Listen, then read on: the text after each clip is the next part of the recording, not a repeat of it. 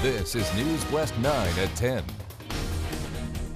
Thanks for joining us tonight at 10. A proposed Texas bill would allow nonviolent offenders to get out of jail a whole lot faster. Yeah, one lawmaker says it would help those offenders be eligible for bail if they couldn't afford to pay a cash bond. News West 9 spoke with some local law enforcement for their reaction in this special report. When you're arrested and charged with a crime in the state of Texas, your ability to get out of jail quick depends on whether you can pay bond. But this 30-page bill hopes to change that. This will be a deal when somebody comes in, as soon as they hit the door, they're going to go right out the side door. They're going to be gone. Counties across Texas spend about $900 million housing offenders on misdemeanor charges.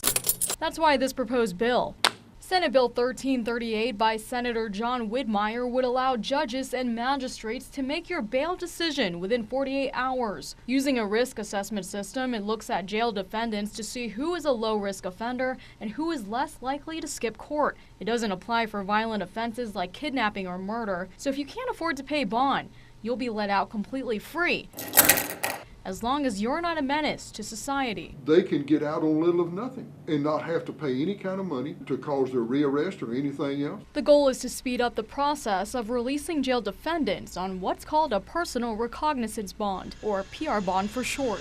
Senator Whitmire said the bill would help poor and low-risk offenders awaiting trial, and their families shouldn't have to break the bank if they can't afford to get someone out.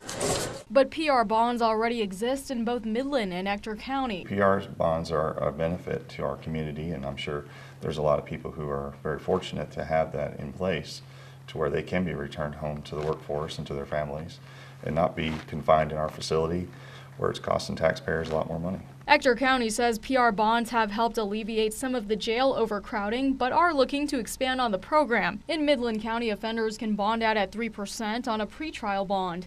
The ones who never show up for court, they end up back behind bars. People that violate the law tend to repeat. But some say this bill is just an invitation for offenders to commit more crimes. Once they get out, they're going to flee. Jaime Moreno is a fugitive recovery agent licensed under the Texas Department of Public Safety. And that's where we come in. We do the investigation and the surveillance. We track them down, and with the help of local law enforcement, and we take them back to jail. He's hired through bail bond companies to go after offenders who jump bail. But he says this bill can make his job difficult to catching fugitives. It's pretty much a pinky promise saying I'm going to go to court. And if they don't go to court, the only thing that's going to be issued is the warrant. Now, the bail bonds, they won't be able to give us the warrant, so no one's going to be able to arrest him. It's pretty much a cat and mouse game with law enforcement. They find him, they arrest him, they don't. He's going to be on the streets. Tall City. Right across the street from the Midland County Jail is Tall City Bail Bonds.